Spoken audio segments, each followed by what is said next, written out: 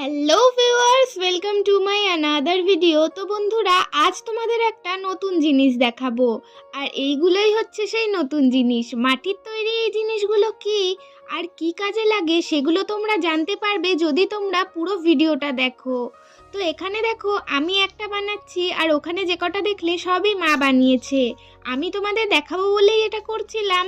তো দেখো, তৈরিও হয়ে গেছে, এবার এটা রোদে থাকবে।